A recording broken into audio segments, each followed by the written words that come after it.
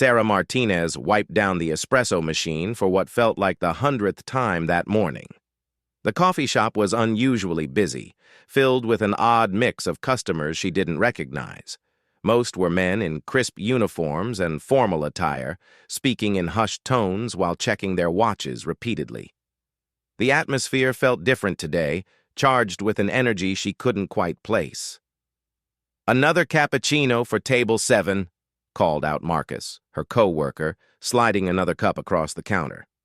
Sarah picked it up, noting the intricate foam art Marcus had created, a perfect leaf pattern that would probably go unnoticed by the serious-looking gentleman waiting for it. As she walked toward table 7, Sarah couldn't help but overhear fragments of conversation from the nearby tables. Words like deployment, coordinates, and classified drifted through the air. She had worked at the daily grind for 3 years, and while the coffee shop was located near several government buildings, she had never seen such an unusual gathering. The man at table 7 looked up as she approached. His uniform was different from the others, more decorated with ribbons and insignia that spoke of high rank and years of service. His hair was silver gray, and his eyes held the kind of intensity that comes from making life-and-death decisions. "Thank you," he said simply as Sarah set down his cappuccino. His voice was calm but carried an authority that made her want to stand straighter. She noticed his nameplate read Admiral Morrison. Sarah nodded and turned to head back to the counter, but something made her pause. The Admiral was staring at her intently, as if trying to place her face. She felt a flutter of nervousness. Had she done something wrong? Spilled coffee on him earlier without noticing? "Excuse me," Admiral Morrison said, his voice cutting through the ambient chatter. "What's your name?" The question caught Sarah off guard. Customers rarely asked for her name unless they were filing a complaint. "Sarah," she replied, tucking a strand of her dark hair behind her ear. "Sarah Martinez." The Admiral's expression shifted slightly, a flicker of recognition crossing his features. He leaned back in his chair, studying her more carefully. "Sarah Martinez," he repeated slowly, as if testing how the name sounded. "How old are you, if you don't mind me asking?" Now Sarah was really confused. This was definitely not a normal customer interaction. "I'm 24, she answered hesitantly, glancing around to see if anyone else was witnessing this strange conversation. Admiral Morrison nodded thoughtfully, then reached into his jacket pocket and pulled out a small tablet. He tapped the screen several times, scrolling through what appeared to be documents or files. Sarah stood there awkwardly, unsure whether she should excuse herself or wait for whatever this was to conclude. "Do you have any military background, Sarah?" the Admiral asked, not looking up from his tablet. "No, sir," Sarah replied automatically, the "sir" slipping out before she could stop it. Something about his presence demanded that kind of respect. "I mean, not me personally. My father served in the Navy, but he died when I was young. I don't really know much about his service." This seemed to get the Admiral's attention. He looked up sharply from his tablet. "What was your father's name?" "Lieutenant Commander Roberto Martinez," Sarah said, feeling a familiar pang of sadness at mentioning her father. "He died in a training accident when I was 8.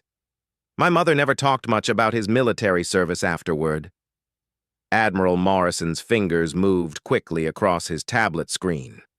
The intensity of his focus was making Sarah increasingly uncomfortable.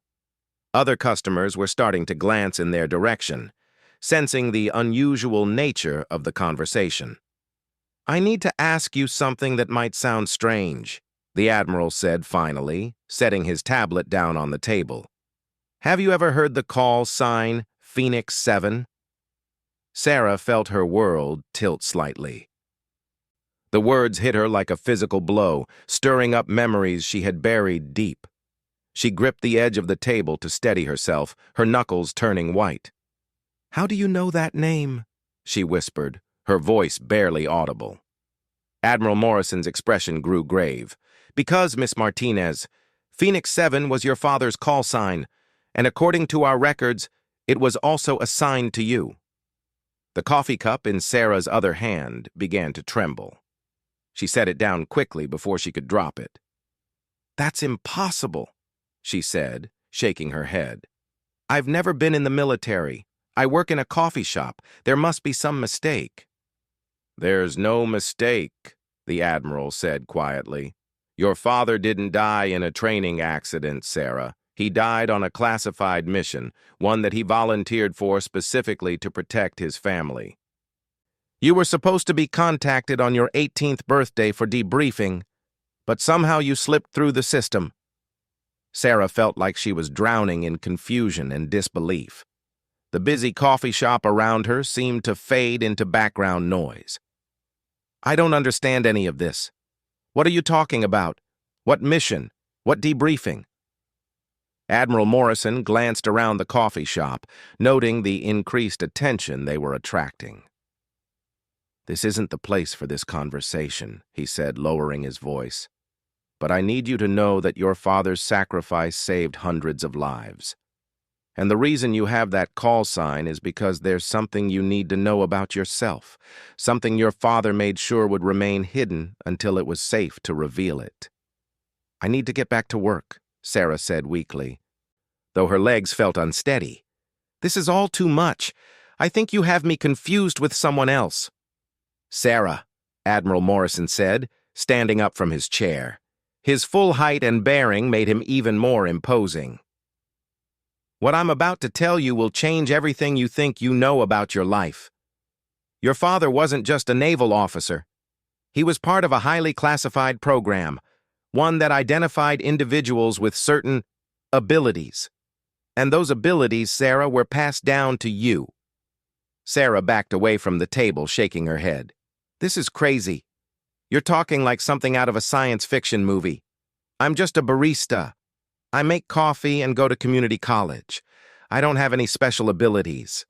But even as she said it, Sarah couldn't ignore the nagging voice in the back of her mind that whispered about all the times she had known things she shouldn't have known, the way she could sometimes sense when the espresso machine was about to malfunction before it showed any signs, how she always knew which lottery tickets would be winners at the convenience store next door, the dreams that sometimes came true. "Think about it, Sarah," Admiral Morrison said gently. "Think about the things that have happened in your life that you couldn't explain, the moments when you just knew things, the times when your instincts were impossibly accurate."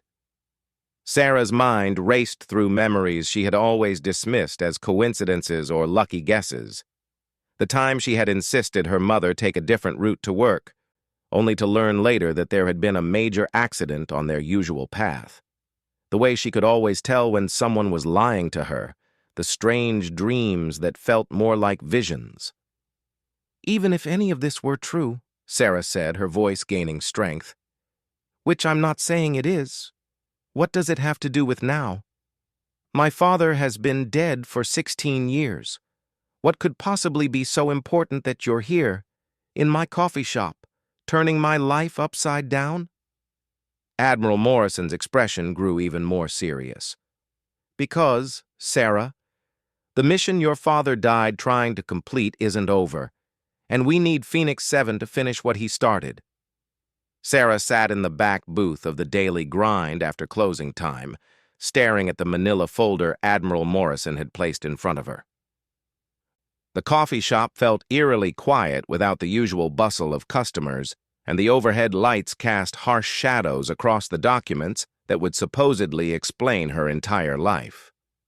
"Take your time," Admiral Morrison said, settling into the booth across from her. He had waited patiently for her shift to end, nursing 3 cups of coffee while she wrestled with the impossible choice he had presented her. Marcus had left an hour ago, giving Sarah concerned looks and whispering that he could stay if she needed backup against the weird military guy. With trembling fingers, Sarah opened the folder. The first page was a photograph of her father in dress uniform, younger than she remembered him, standing next to a woman she didn't recognize. The woman wore civilian clothes but carried herself with military bearing. Both were smiling, but there was something serious in their eyes. "That's Dr. Elena Vasquez," Admiral Morrison explained, pointing to the woman. "She was the lead scientist on Project Phoenix. Your father was one of her first subjects." Sarah flipped to the next page, which contained what appeared to be psychological evaluation reports and test results. The technical language was difficult to understand, but certain phrases jumped out at her. Enhanced pattern recognition, precognitive abilities, exceptional threat assessment capabilities. "The program began in the 1990s, the Admiral continued. "We discovered that certain individuals possessed abilities that couldn't be explained by conventional science. They could sense danger before it happened, predict enemy movements, and make connections that saved countless lives in the field." Sarah found a medical report with her father's name at the top. According to the document, he had demonstrated a 93% accuracy rate in predicting ambush locations during his deployment in Bosnia. There were detailed accounts of missions where his hunches had led to the discovery of hidden weapons caches and prevented attacks on civilian populations. "This is insane," Sarah muttered, though she couldn't deny the detailed documentation in front of her. "You're telling me my father was some kind of psychic super soldier?" "The abilities weren't supernatural," Admiral Morrison said carefully.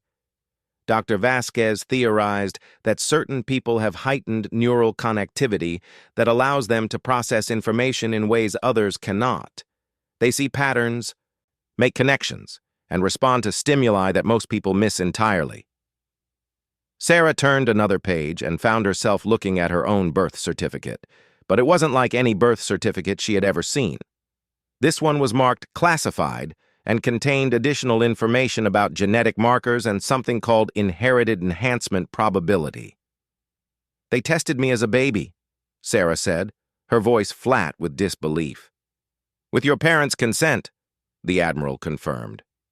"The tests showed that you had inherited your father's enhanced neural patterns, but the decision was made to let you live a normal life unless circumstances required activation of your abilities." "Activation?" Sarah felt a chill run down her spine. "What does that mean?"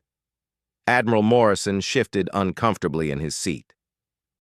"The enhancement process usually occurs naturally during periods of extreme stress or danger, but it can also be triggered through specific training protocols. Your father volunteered for an experimental acceleration program because intelligence suggested an imminent threat to national security." Sarah found the mission report that detailed her father's final assignment.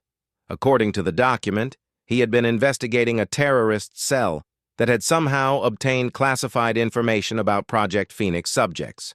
The group was planning to either recruit or eliminate individuals with enhanced abilities, viewing them as either valuable assets or dangerous threats.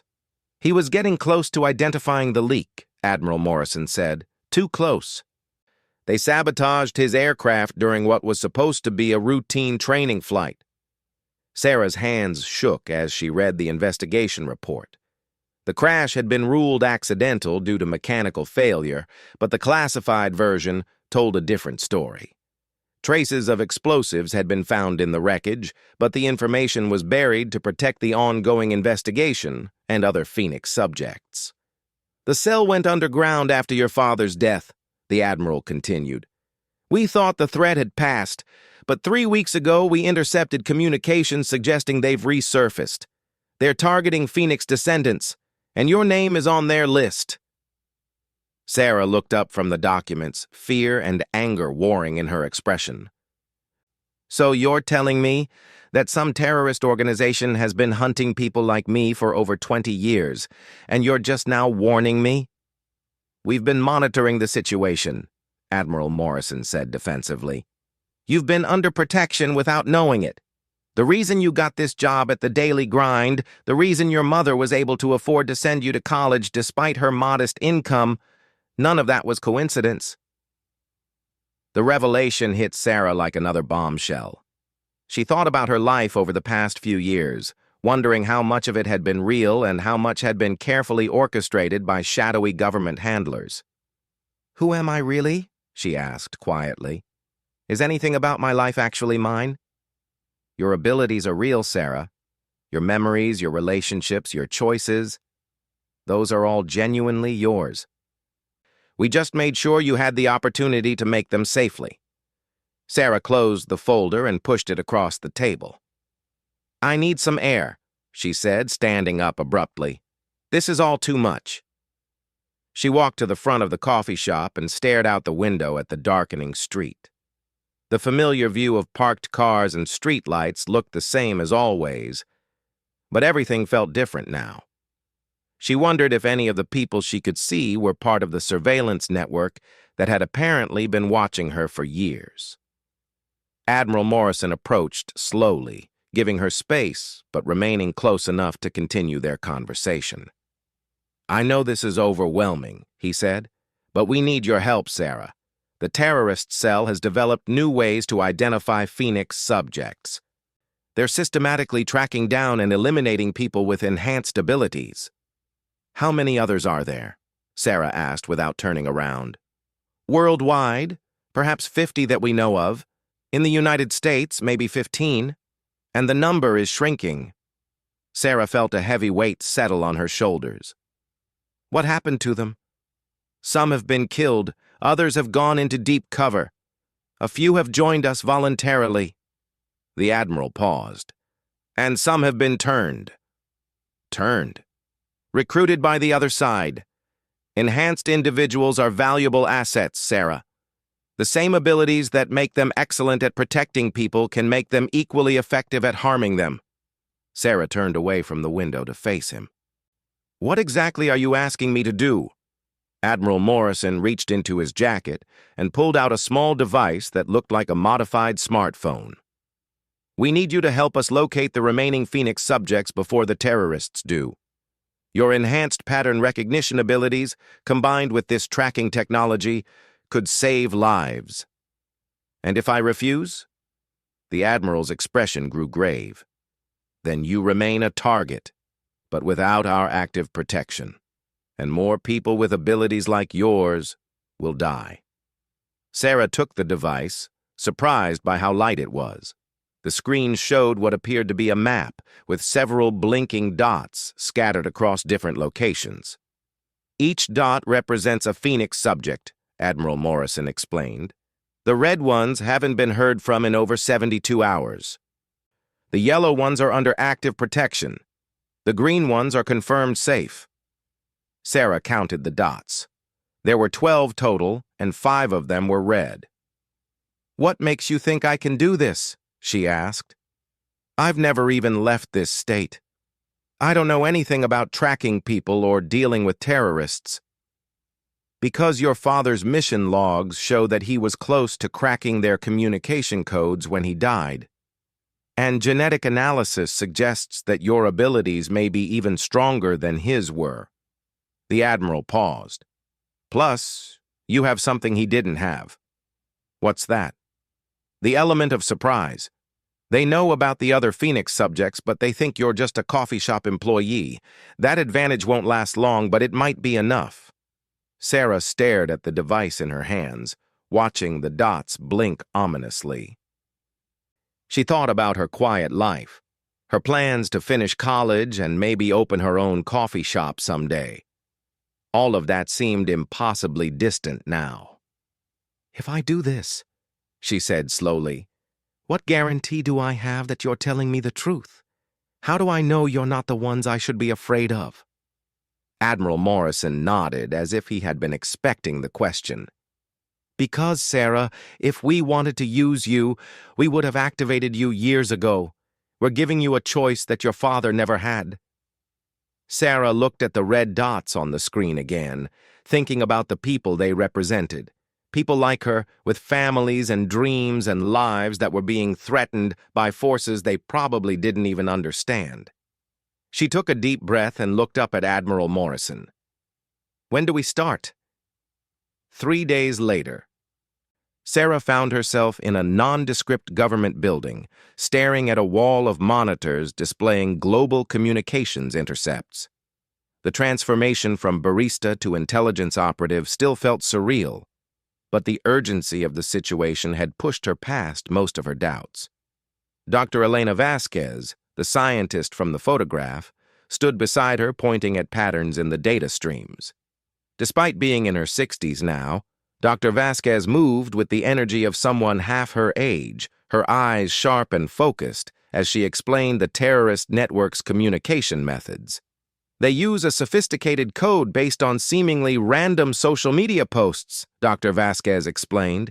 Your father had identified part of the pattern before his death, but we've never been able to crack the complete system. Sarah studied the screens, watching thousands of posts scroll by in real time. To most people, they would look like ordinary social media chatter. People sharing photos of their meals, complaining about traffic, posting inspirational quotes. But as she focused, Sarah began to notice subtle patterns emerging from the chaos. There, she said suddenly, pointing to a post about someone's grandmother's recipe for apple pie. That one doesn't fit. Dr. Vasquez pulled up the post on a separate screen and ran it through their analysis software. Within seconds, hidden layers of meaning began to reveal themselves. The post contained coordinates disguised as cooking measurements and a timestamp coded into what appeared to be a nostalgic story about family gatherings. Remarkable, Dr. Vasquez murmured. You've just identified a communication that our computers missed entirely. Admiral Morrison entered the command center, followed by a young man in tactical gear whom Sarah hadn't met before. Sarah, this is Agent David Chen. He'll be your partner for the field operation. Agent Chen stepped forward with a professional smile. I've read your file, he said. Looking forward to working with someone who can actually make sense of this puzzle. Sarah felt a flutter of nervousness. Despite 3 days of intensive briefings, she still felt woefully unprepared for actual field work. What exactly will we be doing? The coordinates you just identified point to a location in Seattle, Admiral Morrison explained. Intelligence suggests that's where they're planning to make contact with their next target, a Phoenix subject named Michael Torres. Dr. Vasquez pulled up a file on Michael Torres. He was 28, a paramedic in Seattle who had no idea about his enhanced abilities or the danger he was in. According to his profile, he had an uncanny ability to find people in disaster situations, often arriving at accident scenes before emergency services had even been notified.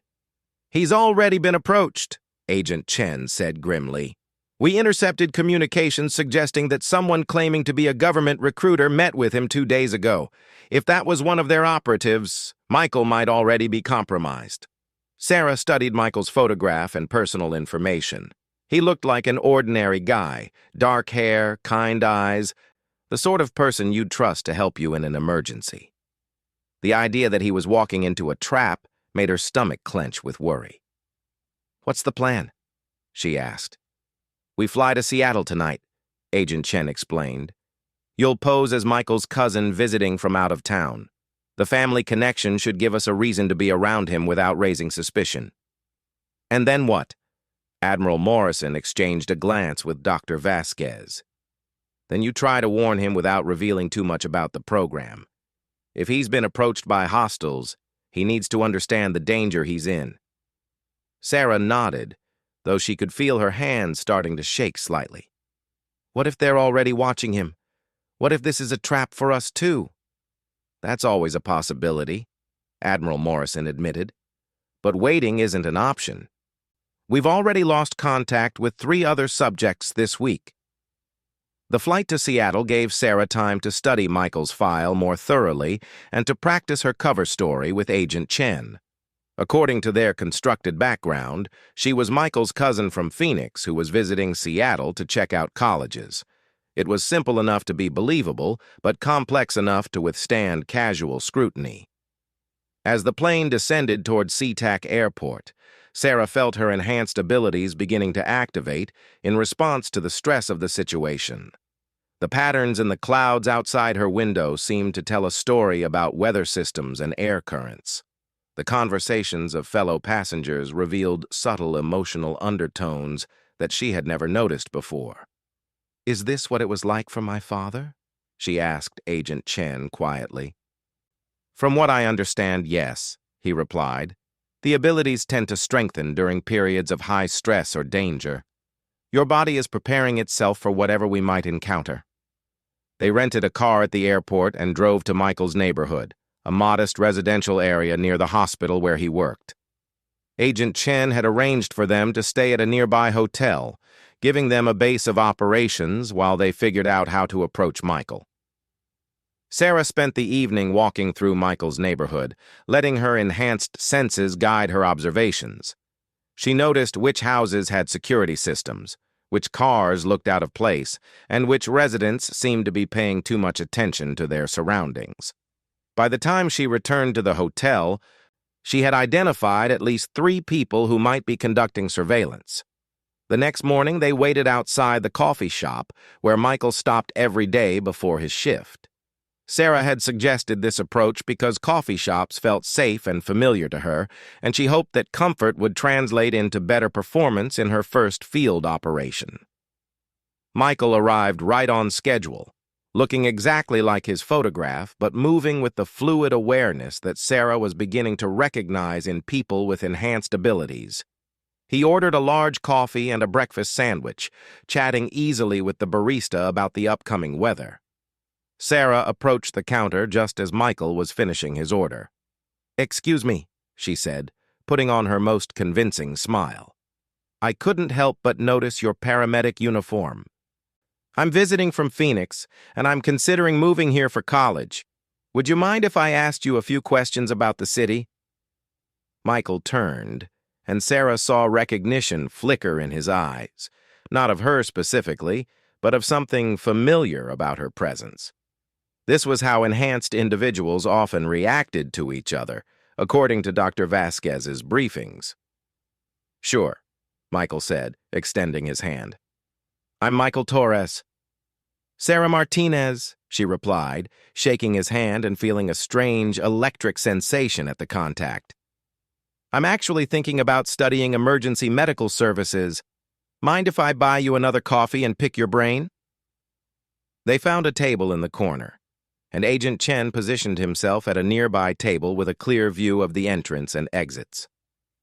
Sarah began with innocuous questions about Seattle and emergency medical training, but she was simultaneously scanning Michael's reactions for signs of stress or deception. "Has anyone else approached you recently about your work?" Sarah asked casually after they had been talking for about 15 minutes. "I mean, recruiters or anything like that?" Michael's expression shifted slightly, and Sarah felt her enhanced senses detect a spike in his anxiety levels. "Actually, yes," he said slowly. "There was this guy a couple days ago who said he was from some government program for first responders. He wanted to talk about advanced training opportunities." Sarah's heart rate increased, but she kept her voice steady. "That sounds interesting. Did you follow up with him?" "I was supposed to meet him again today," Michael said, glancing at his watch. "Actually, in about an hour. But something about the whole thing felt off, you know? Like he was asking weird questions about my family background and whether I'd ever had experiences that I couldn't explain." Sarah exchanged a quick glance with Agent Chen, who was pretending to read a newspaper while listening to their conversation. This was exactly what they had feared. Michael was walking into a trap, and they had very little time to prevent it. "Michael," Sarah said, leaning forward and dropping her casual tone, "I need you to listen to me carefully. That man who approached you isn't who he claims to be, and you're in serious danger." Michael's expression changed from confusion to alarm. "What are you talking about? Who are you really?" "My name is Sarah Martinez, and that part is true. But I'm not here about college. I'm here because you have abilities that certain people want to exploit and others want to protect." Sarah quickly explained about Project Phoenix, about her father's death, and about the terrorist network that was targeting people like them. She watched Michael's face as understanding and fear warred in his expression. "This is insane," Michael said, but his voice lacked conviction. "You're talking about psychic abilities and secret government programs. This isn't a movie." Think about your work, Sarah said urgently. How many times have you arrived at accident scenes before anyone called for help? How often do you just know where to find survivors in collapsed buildings? Those aren't coincidences, Michael. Michael sat back in his chair, his face pale. Even if what you're saying is true, what am I supposed to do about it? Agent Chen stood up and approached their table, his hand resting casually on his concealed weapon. We need to leave, he said quietly. Now. Sarah followed his gaze and saw two men in dark suits entering the coffee shop. They moved with the predatory efficiency of trained operatives, and their eyes were already scanning the room for targets. Back exit, Agent Chen murmured, standing up slowly so as not to attract attention. Sarah grabbed Michael's arm. Trust me, she said. If you want to live through this, come with us right now. Michael looked at the approaching men, then back at Sarah. Whatever enhanced instincts he possessed were clearly telling him that Sarah was right about the danger. He nodded and stood up. They made their way casually toward the rear of the coffee shop. Trying not to appear rushed, Sarah's enhanced senses were screaming warnings about the hostile operatives behind them, and she could feel their attention focusing on Michael's table. As they reached the back exit, Sarah heard one of the men speak into a radio. Target acquired. Initiating contact.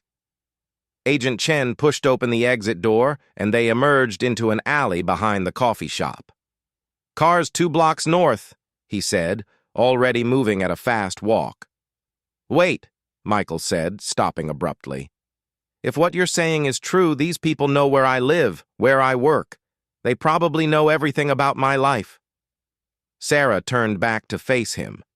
That's why we need to get you somewhere safe. And that's why we need your help to stop them from doing this to other people. Michael looked back toward the coffee shop, then at Sarah and Agent Chen. What kind of help? The same kind your abilities have been providing to accident victims your whole life, Sarah said. Help us find people who are in danger and save them. Michael nodded slowly, and they continued toward the car. As they reached the vehicle, Sarah's phone buzzed with an urgent message from Admiral Morrison. Seattle team compromised. Abort mission and return to base immediately. Sarah showed the message to Agent Chen, who swore under his breath. Change of plans, he said, starting the engine. We're going dark. As they drove away from Michael's neighborhood, Sarah realized that her quiet life was truly over. But as she thought about the Phoenix subjects still out there, people like Michael who had no idea they were being hunted, she knew that she had made the right choice. The real mission was just beginning, and Sarah Martinez, Phoenix 7, was finally ready to honor her father's legacy.